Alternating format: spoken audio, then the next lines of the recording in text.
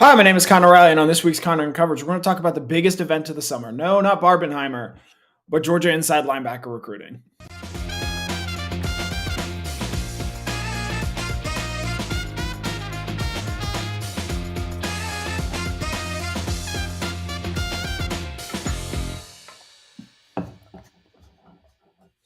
Hello, everyone, and welcome into another Sunday night here, doing a little Connor in Coverage back in Athens, Georgia. We were in Nashville this past week, recapping the latest, getting the latest news and notes from SEC Media Days. Hope everyone had a wonderful weekend. I certainly did. I did, in fact, go see Barbie and Oppenheimer. I would highly recommend seeing both, as it is just a wonderful time at the movies, and then had a pretty good weekend outside of that. But we will be looking ahead here this week to what will be, again, a pretty newsy week for Georgia on the recruiting trail, and Glenn Schumann finds himself at the center of it. Georgia is set to learn the decisions of two top inside linebacker targets. We'll get into that tonight. We're also going to dig a little deeper into the all-SEC teams. Georgia, obviously, 16 players in total. No school had more representation than the Bulldogs. There, 11 of those guys being on the first team. I think it speaks to not just the talent level, but the recognition that this Georgia program has right now from a national, or at least very much within the SEC footprint, a regional, sort of view. And so we'll dig into that a little bit tonight. Obviously, big news today. Brian Harmon, Georgia graduated with a finance degree in 2009, three-time second-team All-American. Won his first major today. Harmon shot a 1 under 70 to finish the Open Championship at 13 under. Winning by 6 strokes, a dominant performance, held a 5-stroke lead going into the weekend and really never let up. No one could really get any closer to him. And there was also a Bulldog tied for second. Sepp Straka finished at 7 under, along with a host of other golfers. So big weekend for Chris Hack, the Georgia men's golf coach. Obviously a huge weekend for Brian Harmon, becoming the second active Georgia major winner, joining Bubba Watson, who last won a major in 2014 when he won the Masters. Georgia had a golfer, or at least an alum, finish in the top 10 of each major this year. Russell Henley finished 4th at the Masters. Sepp Straka finished, I believe, 8th at the PGA Championship, and Harris English finished 7th at the U.S. Open. So big congratulations to Brian Harmon there from Savannah, Georgia. Lives in St. Simons now, so I'm sure this is a huge week for him. Obviously, a life-changing tournament, a guy that's been on the tour for a while now, and finished 6th last year at last year's British Open at St. Andrews. His previous best finish was a second place finish at the 2017 U.S. Open. But the story of the day, obviously, Brian Harmon winning the Claret Jug. Kirby Smart going to do everything he can to get him to a Georgia football game this fall. But that touches on the big news today. The big news tomorrow will be Justin Williams, 5-star inside linebacker from Conroe, Texas. He will be announcing his decision. His finalists are Georgia and Oregon. I believe Alabama and Texas will also be hats on the table there. But the main two teams that Williams is considering is Georgia and Oregon there. It should be noted that Williams has a teammate that is already a Georgia commit, Joseph Jonah Ajoyne, committed to Georgia earlier in July. That certainly does not hurt the Bulldogs there. I believe they both took visits to Georgia in both May and June, and I'm not going to sugarcoat this. All signs point to Georgia landing a commitment from Williams. DawgNation will have this covered from every angle. Jeff Santel will be back from Italy, and I'm sure we'll have another video similar to this or similar to what we've had to past commitments. But it should not go unnoticed that a year after signing the number 3, the number 5, and the number 6 ranked inside linebacker prospects, which Glenn Schumann did in the 2023 recruiting cycle, he's got a chance to go out there and land the number 1 inside linebacker prospect in this recruiting class. And it's somewhat shades of the 2019 cycle potentially. And in that cycle, Owen Popo was a 5-star prospect from Grayson, Georgia, nearby, maybe about an hour away from Athens, maybe a little bit less than that. Georgia misses out on his commitment. He ultimately ends up going to Auburn, where he had a pretty good career there for the Tigers. But Glenn Schumann buckles down and ultimately goes out of state and lands a prospect by the name of Nakobe Dean, who went on to win a Butkus Award and was one of the key reasons Georgia won the 2021 National Championship. Flash forward to the 2024 recruiting cycle. Georgia missed out on Sammy Brown, ends up going to Clemson. Clemson's going to get a very good player from the Jefferson High School, same high school that produced current Georgia safety Malachi Starks. But, Schumann keeps recruiting, keeps doing what he's doing, and Georgia in position to potentially land Justin Williams, the number one overall linebacker in this recruiting cycle. And it just sort of speaks to where, this Georgia roster is as a whole, that they're potentially adding this guy after having so much talent. Georgia had a inside linebacker on the first team preseason All SEC list. That was Jamon Dumas-Johnson. They had a linebacker on the second team preseason All SEC list. That was Shmal Munden.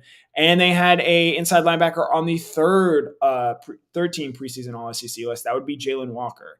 Now, Georgia doesn't play three linebackers that way, and it speaks to what Georgia has at that position, given that, I think, Xavier Sori and EJ Lightsey have a chance to play big roles for Georgia as well this year, especially given the fact that right now Munden's health status is uncertain, and there's a very real scenario where he does end up missing time during the regular season. So it speaks to just the depth and the talent that they have in that room. And it's one thing to continuously recruit very well. It's another thing when you see those results and those guys develop into draft picks. And it's not just the Nakobe Deans or the Roquan Smiths of the world who are hyper-productive college players and then go on to get drafted.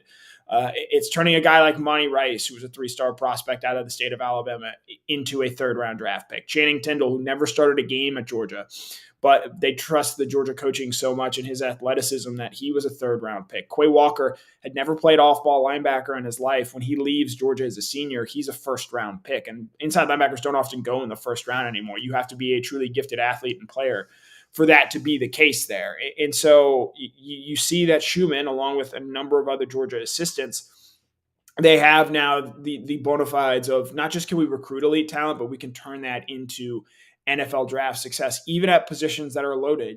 Trayvon Walker famously didn't start a game until his junior season, and he ends up being a number one overall draft pick. Stetson Bennett turned into a fourth-round pick after starting his career at Georgia as a walk-on and bouncing around and ultimately playing himself into an NFL-level quarterback. And so I think that just sort of speaks to what the Georgia program is as a whole, but more specifically, Glenn Schumann. Brian Hartline, in my opinion, is the only coach in the country that can really match what Schumann has been able to do. Schumann is I believe, the second or third highest paid assistant coach in the country, making just short of $2 million. He is the defensive coordinator for the Bulldogs. He is the defensive play caller for Georgia. I know that Will Muschamp is the co-defensive coordinator. And that entire Georgia defensive staff does play a big role in developing the defense. But Schumann, especially since Dan Lanning's departure at Oregon for the Oregon job, who Georgia is going head-to-head against to try and land Williams, since Lanning's departure, Schumann has continued to take on a bigger and bigger role in this, not just Georgia defense, but Georgia program as a whole. Kirby Smart had some very strong comments about Schumann that he made at SEC Media Days last week when he was asked about him. And if you're a Georgia fan, enjoy Glenn Schumann's presence while you can, because I can assure you he is not going to be Georgia's defensive coordinator forever. This is not going to be sort of like a Mickey Andrews at Florida State situation where a guy just sticks in the same job forever with the same coach. Glenn Schumann, sooner rather than later, is going to be a head coach, probably at a Power 5 level, quite frankly, maybe even at an SEC level. He is a guy that is well regarded, has worked with both Nick Saban and Kirby Smart. Obviously an excellent recruiter, as we sort of touched on already with the way that he's signed and developed there at that position. Is on the young side, only, I believe, 33 years old. But this guy, he's been at Georgia this is going to be his 8th season now. He does have sort of that SEC experience that you look for. And you see the success that Dan Lanning has had quickly at Oregon in terms of building that program up, getting them to 10 wins a season ago with Bo Nix as their quarterback.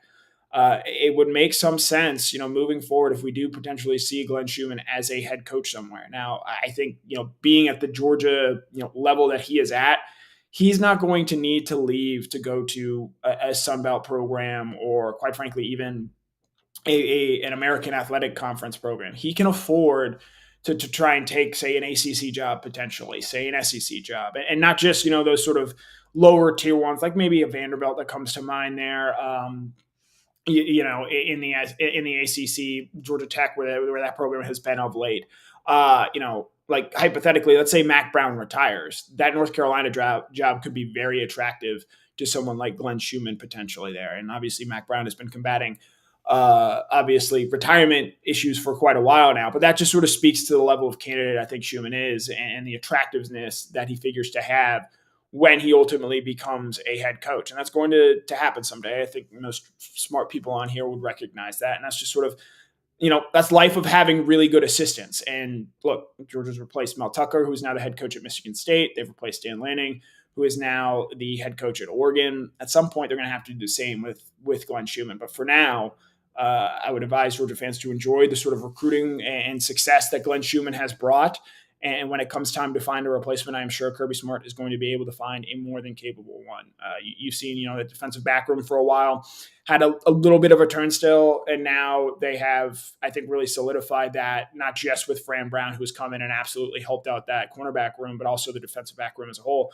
But then a guy like Will Muschamp, who I think pretty clearly is going to be at Georgia for the long haul, given he has already done the head coaching thing and likes it in Athens, likes it in Georgia. And so I think, that's where, one day you're going to lose Schumann, but you're probably going to have Muschamp around for a while. And so sort of that's the good side of what should be a big week for Schumann. The less good news on Wednesday, 5-star Georgia commit Demarcus Riddick is set to announce his final recruiting decision. He is also a 5-star inside linebacker.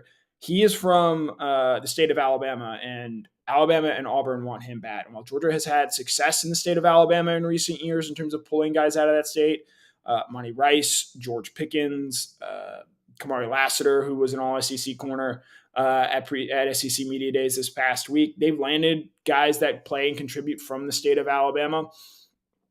Usually, if programs like Alabama and Auburn, when it has its act together, which I believe it now does under Hugh Freeze, when those programs want someone in that state, it's a lot more difficult to pull them out of there. And so Georgia, look, they're going to keep recruiting Riddick. They obviously value him. They picked up his commitment initially back in November, but with him announcing on Wednesday, the belief for a while has been that he's ultimately going to end up at one of those in-state programs, whether it be Alabama or Auburn. We'll find out officially for that on Wednesday. He has also said that this will be his final decision, so he could choose to reaffirm with Georgia on Wednesday. Ultimately, I don't believe that is going to be the case, and Riddick is going to be playing his college football in the state of Alabama for either Alabama or Auburn.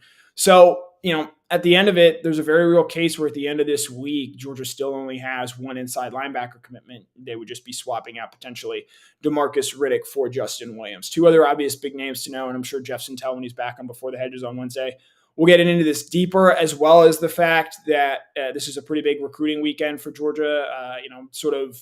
The one day in the month of both July and August where you can host visitors, the one weekend rather, where you can do that. The two big names to know, Chris Cole and Chris Jones. Those are going to be guys to follow for Georgia as they look to fill out their inside linebacker class. I believe they're going to end up taking probably 3 inside linebackers in this cycle. And if you lose Riddick, but you add Williams and then potentially land both Cole and Jones, you feel pretty good about that inside linebacker class, especially given a year ago, Glenn Schumann signed the best inside linebacker class in the country when they brought in Raylan Wilson, C.J. Allen, and Troy Bowles. So a lot to like about the future of the Georgia inside linebacker room, and that, quite frankly, is only going to get brighter on Monday if it potentially lands Justin Williams there. So recapping the big week for Glenn Schumann there, talking inside linebacker recruiting should be a pretty newsy week on that front there. One little thing that I wanted to point out about the all-SEC teams. Those were announced on Friday, as we mentioned at the top of the show. 11 Georgia players make the first team. That is the most in the SEC this season. In total, 16 Georgia players found themselves on an all-SEC team. That is tied with Alabama for the most there. But the thing that's most interesting to me, on the offensive side of the ball, Georgia had 5 players named all-SEC first team, which, if I told you that 3 years ago that they were going to have almost half of the representation on that all-SEC first team, people would have been jumping up and down. But Brock Bowers is a first-teamer. Ladd McConkey, to some people's surprise, was a first-teamer. And then 3 offensive linemen, Tate Ratledge, Amarius Mims, and Cedric Van Pran, all make first-team all-SEC. You know who didn't make first-team all-SEC preseason this year? A guy who actually made first-team all-SEC at wide receiver a year ago. That was Dominic Lovett. For whatever reason, Lovett was not eligible to be voted as a member of the all-SEC team. Quite frankly, he would have had my vote if he were. But for reasons that remain unknown, my understanding is that Georgia or the schools themselves put the players forward that can be voted on. Georgia elected to allow for the wide receiver position Arian Smith and Ladd McConkey to be voted as all SEC members. Dominic Lovett was not there. From my understanding of things going on behind the scenes, if Lovett has the season that he did, or if Lovett does what he did in spring practice and has the season I think this Georgia team expects him to have, he's going to be a guy that ends up on the All SEC team at the end of the season. Another thing, touching on that there as well, you could not vote for Carson Beck as an All SEC quarterback, which again makes sense for a number of reasons. One, Georgia's still in an ongoing quarterback competition. And while, yes, Beck is the favorite and the guy I believe that will ultimately win the job, you still have to have that competition. And you still have to give both Brock Vandagriff and Gunnar Stockton a chance to win that job and have the understanding that you might need to rely on one of Stockton or Vandagriff during the upcoming season because, again, quarterbacks get injured. Stetson Bennett, as I've said time and time again, making it through last season was somewhat of an anomaly there. And so you see, you think back 2021, JT Daniels got hurt. 2020, Stetson Bennett himself got hurt. So this has been a thing before. Bryce Young didn't play every game last year. And so that that's part of it in terms of, and Hendon Hooker famously would have been a Heisman finalist if you listen to Tennessee fans, had he not torn his ACL against South Carolina. So I say all that. The other reason that, Carson Beck hasn't been on there, he hasn't started a game yet. But, we touched on Lovett potentially being a guy at the end of the season. You see him on that All SEC list. With what the quarterback crop is in the SEC right now, it wouldn't surprise me in the slightest if Carson Beck finds himself as a first-team All-SEC quarterback at the end of the season. There are a couple of reasons why. One, it's not a particularly strong crop of quarterbacks in the SEC this year. Bud Elliott was, I think, the first guy to make this point, but I thought it was a really good one. You look at some of the guys that did make that top team or are back, KJ Jefferson, Jaden Daniels. I believe Daniels was first team. Jefferson was second team. Joe Milton was a guy that was third team.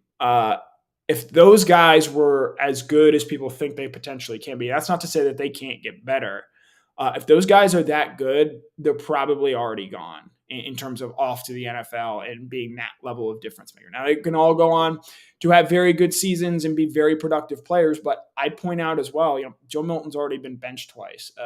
There's a chance potentially that Jaden Daniels gets benched, given that they have Garrett Nussmeier, and Brian Kelly, to his credit, did emphatically state that Daniels is going to be the starter there. But if Daniels struggles a little bit or he gets dinged up, they have a very high quality backup in Garrett Nussmeier that they can turn to.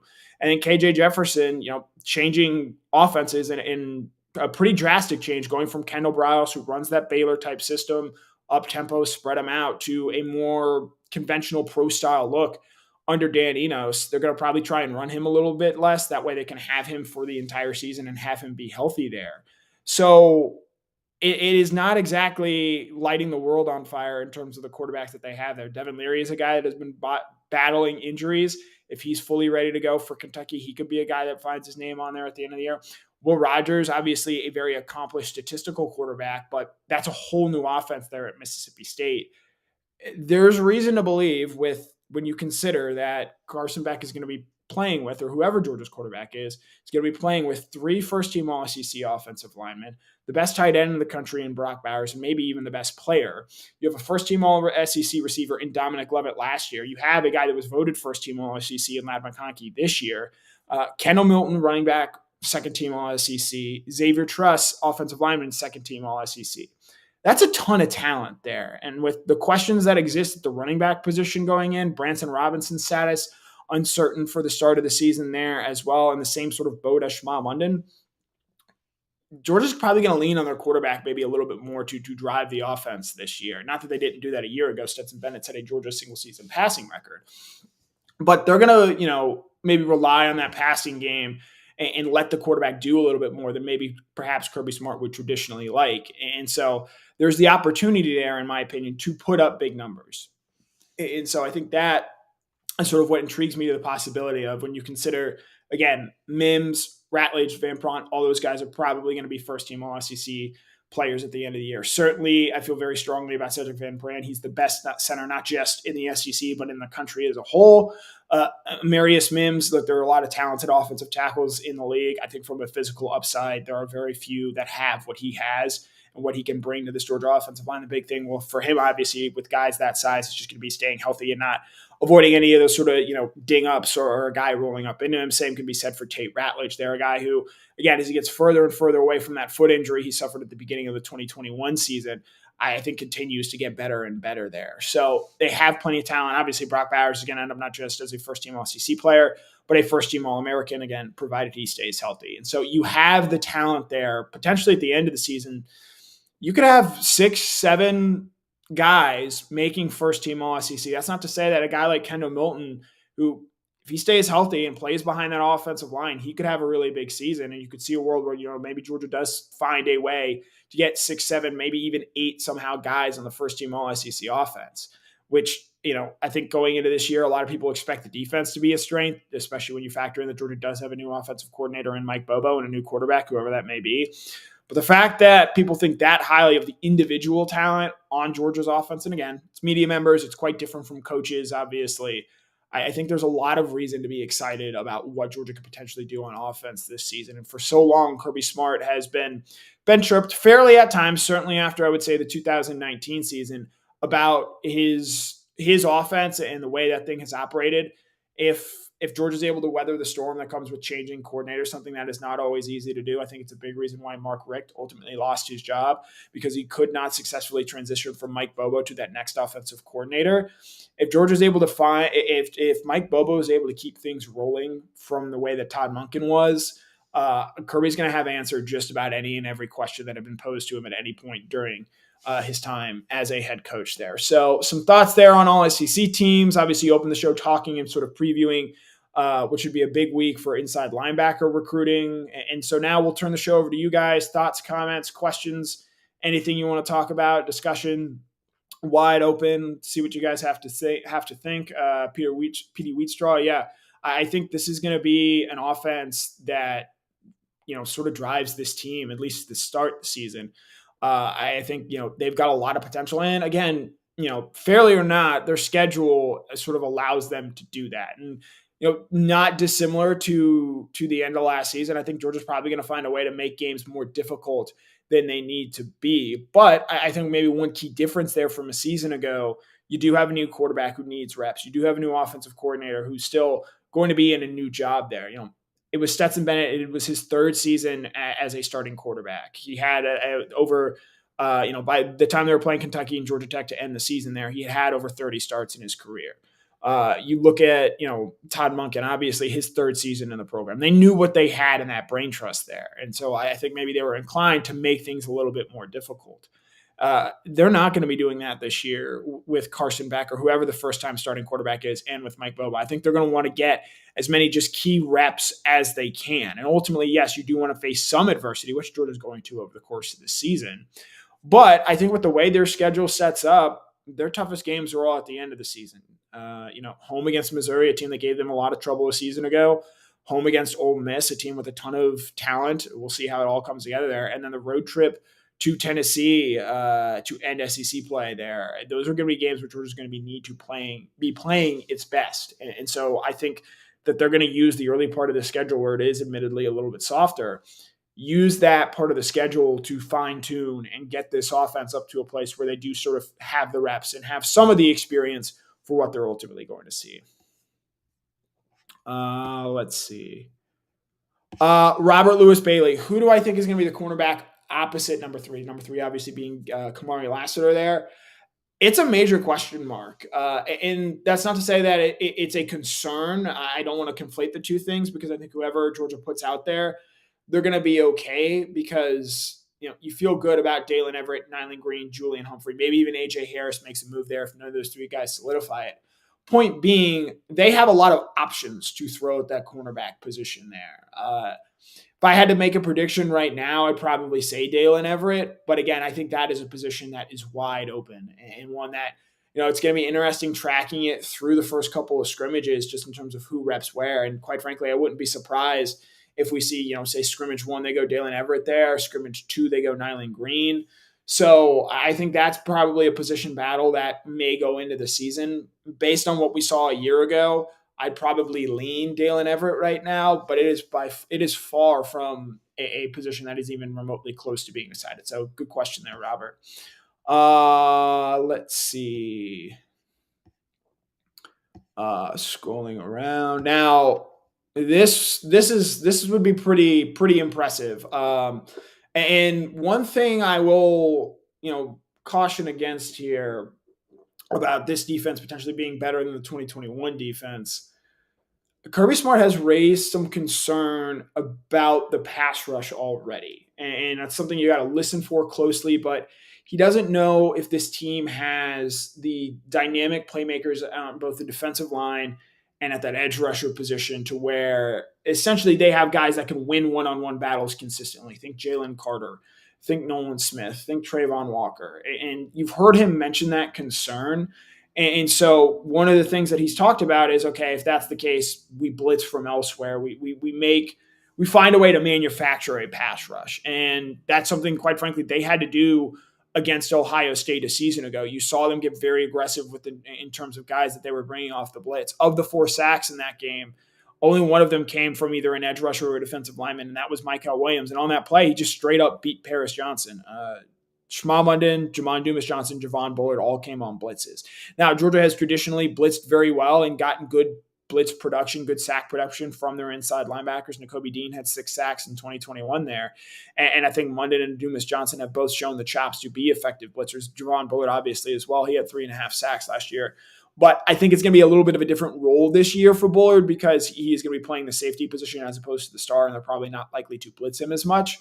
And so, that's maybe something you see Tyke Smith do. Maybe you see Janelle Aguero do. Obviously, they're going to use guys like Marvin Jones, Damon Wilson. Jalen Walker is going to be a guy that's probably going to play third down again and do some productive things there for Georgia. But I think that's one interesting thing to watch during the season.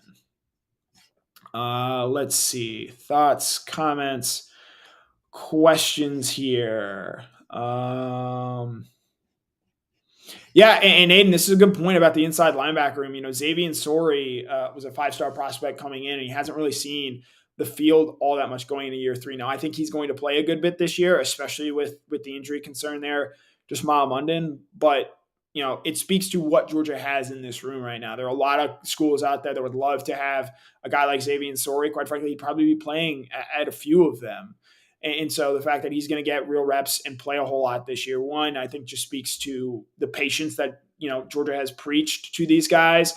And look, like if Sori has a good year at Georgia this year and probably a good year next year, like he has the requisite athleticism to be an NFL draft pick. And so there's a very real world where he never starts a game at Georgia, similar to Channing Tindall, but ends up being an NFL guy anyway because of the fact that he played in Georgia's system, because he played linebacker at the best linebacker school in the country. And obviously he has the athleticism to make an impact at the next level.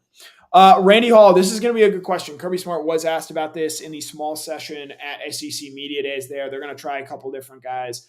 Obviously Kenny McIntosh did this for Georgia last year. I think Dominic Lovett is a guy that they would consider putting back there. Mekhi Muse is someone that they'd have interest in. Arian Smith potentially, but I do think that you have to, watch injuries there with him. I'll be interested, too, what they do at punt returner. I know that Ladd has done this before for Georgia, but I do wonder if they want to maybe manage the hits that he takes and use those touches that he would get as a punt returner and find a way to better incorporate that into the offense, because obviously he's a guy that can touch the ball and impact the game in a variety of different ways. But the question is, do you want him taking those hits, say, on offense, as opposed to when he is a punt returner? And so I think that's going to be a story there interesting to watch.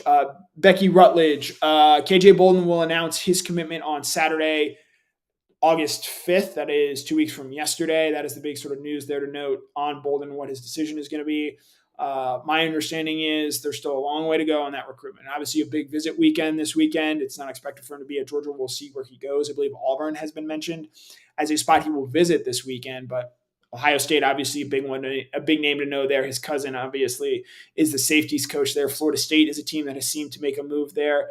Clemson has fallen off a little bit, but, a little under 2 weeks away from it. The battle for KJ Bolden is very much on in terms of the recruiting for a 5-star player that I think Georgia would really, really, really like to land, especially for those out there who sort of subscribe or at least somewhat believe in the idea of Georgia struggling to recruit in the Gwinnett County area. Derek Greason, and this is sort of touching on Kirby Smart and what he said at SEC Media Days. I think he knows and understands his team, and more so than that, I think he knows and understands what SEC Media Days are. It's a chance to really make a grand statement to a lot of people and about what the team's mindset is and what it could be. And last year, you heard Kirby Smart say, "We're not going to be hunted; we are the hunters." And Brian Harmon played that out today. Credited Kirby Smart with that after he won the British Open. And so he said, quite frankly, at Media Days last week, it's a direct quote, "The biggest threat to this program is complacency." And, part of that, I think, is the acknowledgement of the difficulty of three-peating there. And that's as close as he's going to get to it because you do have a lot more returning starters this year. Cedric Van Pran is in his third year as a starter. Brock Bowers is in his third year as a starter. Jamon Dumas-Johnson and Shmal Munden are going to be entering their second years as a starter. Javon Bullard is going to be playing a big role for another year for Georgia. It's not the new, unproven team that last year's largely was. And so what sort of, leads that to be, Pat Riley called it the disease of more. You win titles, you thought, hey, I want to start doing more. I want to start, having a bigger role. Well, I think Kirby Smart's big thing is going to be getting this team to buy in once again into making the little sacrifices to do the right things that require winning. Cedric Van Pran, I think, had a great quote on this, talking about Jordan Davis isn't putting on a jersey for Georgia this year. Broderick Jones is going to suit up for the Bulldogs. This team is going to have to go out and earn it just like the last two teams do. And if they do everything right and they get a few bounces, or in Cedric's words, by the grace of God, they can be in a position to win another national title. And I think that speaks to, obviously, Cedric knowing what Smart wants and having, obviously, the pulse. And Cedric is an incredible leader, an incredible representative for this Georgia program. And so I think he knows and understands what is at stake this season. William Camacho, yeah, this is the big question, and I would probably lump Shmal Munden in there too. They're really not going to know until practice starts and see how much running they're able to do in terms of an availability there. I would say that is sort of the target for both Robinson and Munden right now, is to hopefully have them ready to go at least as close to full strength as they can be for that South Carolina game, that game week 3, September 16th. We're 41 days now, I believe, from the start of the Georgia football season. They open against UT Martin on September 2nd there. Let's see. Questions, comments. Let's see. We'll scroll down here. So Marcellus asking about Janelle Aguero here. I think that they're going to play Janelle more at star this year, and they're going to keep Bullard at safety. Now, Tyke Smith obviously had a really strong spring for Georgia. They liked what they saw out of him there. He's probably going to be that starting star to start the season. We'll see what role sort of Janelle evolves into over the course of the season. But I think they're going to keep Javon Bullard at safety for the full year and see what he does there, and then potentially have, over the course of the season, Janelle be a star for at least his freshman season. And I think you can look last year, some of the difficulties later in the year that Malachi Starks had, and maybe why you might be a little hesitant to have another freshman safety back there. And last year it needed to happen out of necessity. I think Georgia's in a better spot this year in the secondary. Let's see. Thoughts, comments. We'll maybe go another 2 or 3 minutes here. So if you got any good questions, go ahead and get them in. Let's see. Scrolling. We've got some Bama fans here. Randy Hall, do we finish again? Does Georgia's offensive line finish behind Michigan for the Joe Moore Award again? I mean, that's a possibility. Michigan has won it the last 2 years, and one of the things I wish we would maybe see happen is wait for the full season to play out and then award that distinction, because as we've seen the last 2 years, Michigan's offensive line has been a great regular season offensive line, but they got absolutely manhandled against Georgia in the 2021 Orange Bowl. And then last year's semifinal against TCU, that team gave up 3 sacks, and J.J. McCarthy was pressured into some poor throws there. And Georgia's offensive line went up there and really bullied around TCU up front. And so I think, look, Georgia returns a ton of talent there. And I think, with Georgia, with the offense they're potentially going to have this year, you think they might better put up the numbers there. I think big thing again is going to be sacks, especially with, if it is Carson Beck at the quarterback, he does not have the mobility that Stetson Bennett has. And so Stetson's escapability obviously cut down on the number of sacks that Georgia gave up a season ago. So I think that's certainly going to be something to monitor. Alabama is obviously, I think, a team worth mentioning just on raw talent alone, but they've had that same level of talent each of the last 2 years, and that offensive line has not played up to its standard nor potential. And so I do think that is something to sort of monitor, not just there, but potentially at Georgia as well. Change an offensive coordinator, we'll see what kind of impact that has on the offensive line. I know everyone worries about quarterback, play calling, wide receiver play designs, things of that nature. Offensive line is something certainly to watch there as well with the change in offensive coordinator. Let's see. Demond Smith, and this will be a good one to end it on. What do I expect from Kendall Milton this year? If he's healthy, I think he's going to top over 1,000 yards. If you get 15 games out of Kendall Milton, I think he's going to be a very productive player. I think he's going to have a lot of explosive runs. Obviously, I think you're going to balance him with Dejon Edwards, sort of that way you can keep both of them fresh potentially. I thought there were times last year where maybe they should have given Kendall the ball a little bit more, just given the dynamic ability that he brought to the team there, especially from a running standpoint. And I think he's a guy who's got maybe some untapped potential as a pass catcher. Now, Kendall will be the first to tell you, and he told us this in the spring, he's got to do more to stay healthy. And, some of this is obviously unfortunate injury luck. That's just all there is to it. He's got to be able to make it through the full season. He knows that and he understands that. And I'm sure he's doing everything he can to take care of his body, because if he does that and he is healthy, I think he certainly has the talent and the offensive line in front of him to have a really big year. And so with that is probably going to do it for us here tonight. Brandon Adams Monday through Friday, Mike Griffith on the beat Monday nights, Jeff Sintel Wednesday night before the hedges there, obviously. A lot of recruiting news this week. Justin Williams announces his commitment on Monday. Number one inside linebacker prospect in the country, 5-star prospect. Demarcus Riddick announces his final decision on Wednesday. 5-star prospect, number 3 inside linebacker in the country.